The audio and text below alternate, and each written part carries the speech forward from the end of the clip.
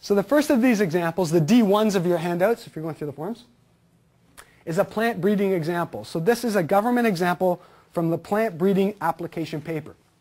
So again, the Canada Revenue Agency got together with representatives, scientists from industry, and they cooperatively developed an example or a couple examples of what they think should be representative of an eligible SR&ED project for illustrative purposes. So what we're told is the objective and departures from standard practice here tend to be mixed together. But we want to develop a new cultivar that we say embodies genetic traits for greater yield and disease resistance. Okay? And ideally we would quantify those. So the numerical quantification in here, I added some of those numbers. The example might not have, but I'm saying a proper submission, the ideal submission would quantify those.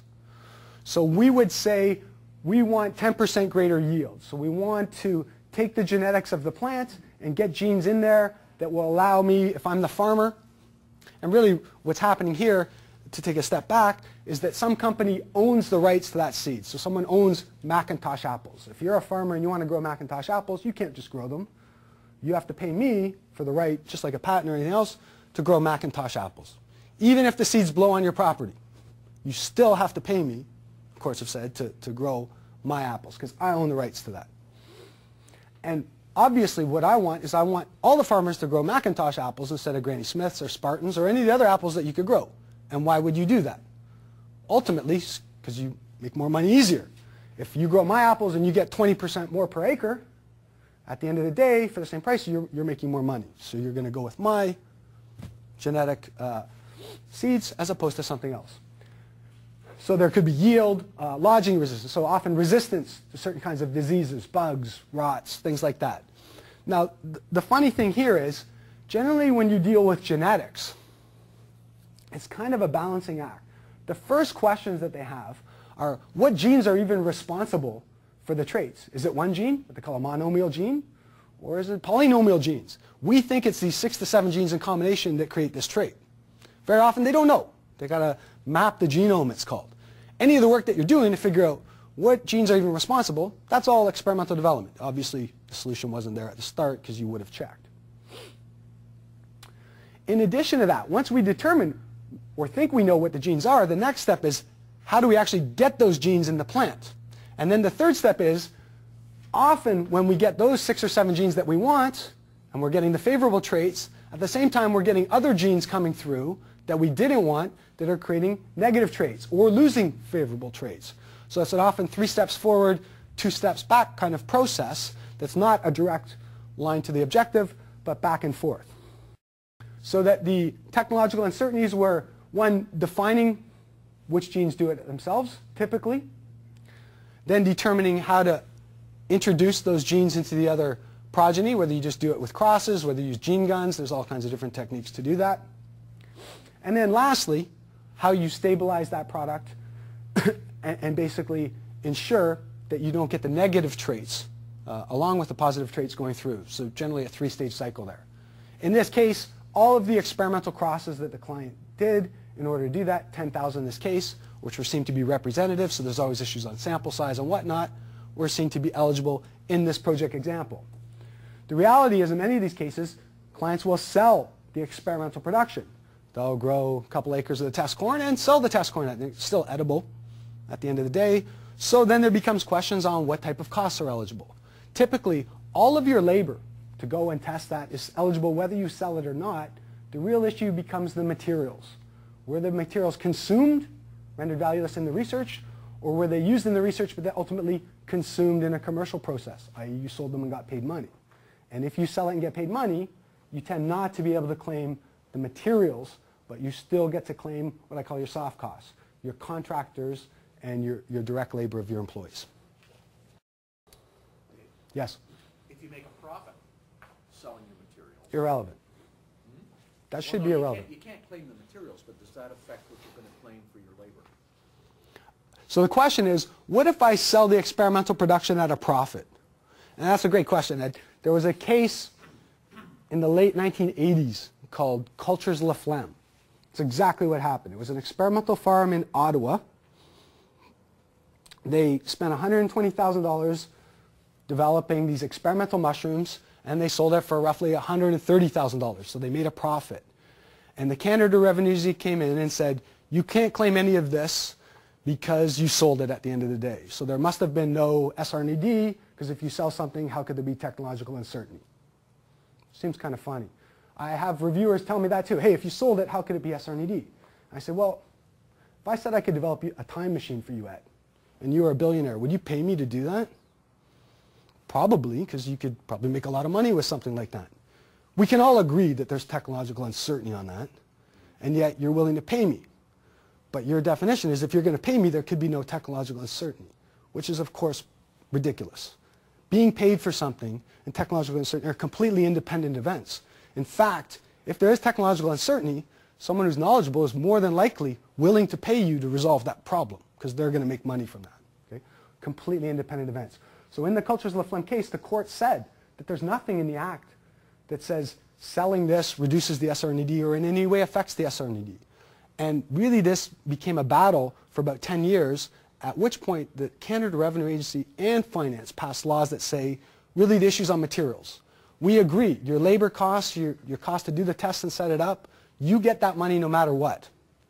The actual cost for the materials, the fertilizers, the seeds, the whatever, if you sold this at a profit, we don't think those materials were consumed, rendered valueless in the SR&ED, and that tends to be the way it's applied right now, in my experience. If you file like that, they will accept it. If you claim the whole thing, including the materials, that's where it gets to be a problem. And it was clarified again in another case called Consultex, which ultimately resulted in the changes to those rules. Okay? Moving on to another example. Applying those same criteria to the plastics industry. And I kind of talked about this example a little bit already. Here we have a company from the plastics industry application paper, so your D2s now, that has an existing piece of equipment. So this is a proprietary piece of equipment that they developed in the past. They want higher output rates, higher dispersivity, and absence of shear. So in your examples, we provide attempted quantification of that. What our existing levels were and what the objective levels were. What we're told here is that the technological uncertainties, or more importantly, variables or uncertainties, are one, how do we sense the temperatures? What devices do we use to sense the temperature throughout the mix? So what we do is we have this big vat of plastic that we're mixing, and then we want to shoot some of the plastic into a mold. And what we're told is that if the temperature gets too high, we want to go plus or minus 2 degrees Celsius from 50 degrees. If the temperature gets too high, then the plastic tends to break down, doesn't mold properly. You get a different material. If the plastic's too cool, then again, the rheology changes, it doesn't mold properly, you get creases, voids, whatever in the mold. Again, the client's not happy. So there's a very tight tolerance. That we're told right now, we have a temperature range of plus or minus 5 degrees, and we've got to tighten that tolerance to plus or minus 2. So the first thing that we look at is how do we sense the temperature, and then how do we control it. The first set of activities, the client compares using thermocouples, so little devices that they distribute in various places throughout the system, in combination with vibration techniques. So how much do we vibrate, where do we vibrate it, okay, in combination of how many thermocouples do we use, and where do we put it. So there could be 3 or 4 variables right there, or more, in your test matrix. Great SR&ED project. Ultimately, we're told at the end of this activity that they determine, through whatever testing, that thermocouples just aren't going to cut it. This can't be achieved, as far as they know, with thermocouples and vibration techniques. So the next hypothesis is to use a more robust and expensive fiber optic system. They again experiment with how to place that system, how much vibration to use, where to vibrate it, and how to control it, and ultimately achieve success with the fiber optic system and vibration techniques. And the Canada Revenue Agency, along with the plastics industry, say that's indicative of an eligible project in plastics. So again, these are very short, concise examples, and they're not meant to be too comprehensive. They're more illustrated to show you how the 3 criteria would be applied and backed up with the specific facts of your case in each case. Now, I talked about something called the key criteria summary. So to illustrate how our firm would go through a project before submission to make sure that something's reasonable, using that example, I would tend to look at 5 main components. And these are the components I would call technological advancement. And if the CRA can poke a hole in any one of these, never mind multiple, this is where we're going to start to run into problems on the review. The very first is, did we benchmark the methods to get to the answer? So was there a solution out there? And if there was the method to do it readily available? So if I say, well, a solution's out there, a competitor's done it, but they won't tell me how to do it, I can't phone them up, hey, can you send me your blueprints? Click. Of course, they're not going to send it. They're my competitor. They're not going to give me access to that information. So as long as I benchmarked that there was no readily available information, I took reasonable steps to find out if there's a solution and I couldn't find it, I've passed step one. Did I quantify one or more objectives versus existing standard practice? So I'm saying, well, yeah, temperature plus or minus 2, output 120 a minute, shear 12 tons of square centimeter, and dispersivity of 1 millimeter. So I've quantified at least 4 variables there. Perfect. I'm on to the next step. What are my variables of uncertainty? Vibration, and within that, you can split it out, vibration levels, where I vibrate, how I vibrate, so there may be, that variable may be multiple variables.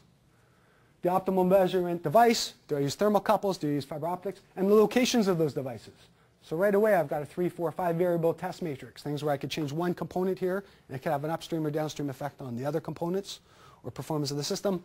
Strong indication to me that there's research. Next is to look at the actual activities that I've done. How many different tests? Did I get it on the first try? Or did I look at different alternatives? So in the thermocouples case, I analyzed 12 different alternatives and I did 36 different runs on the shop floor. At this point, I have no results because, as we said before, we proved this was inconclusive. We didn't actually make any advancement, so it's okay not to have any results towards the objective if it's a failure, but I made conclusions on one or more of the variables. I learned that vibration with this device won't achieve my goals, and I didn't know that at the start. Or obviously, I wouldn't have done that work had I known. Okay? With the fiber optic system, again, we just analyzed one alternative, but we did 5 different runs, and we achieved certain objectives. 100% of our temperature goal, 60% of our output goal, 80% of dispersivity, and 110% of shear. So in each case, I may be able to, again, make one or more conclusions on the variables, which is my technological advancement. The conclusion, what we call the conclusion at the end of the day, in the CRA's view is the technological advancement, assuming all parts of that process have been done.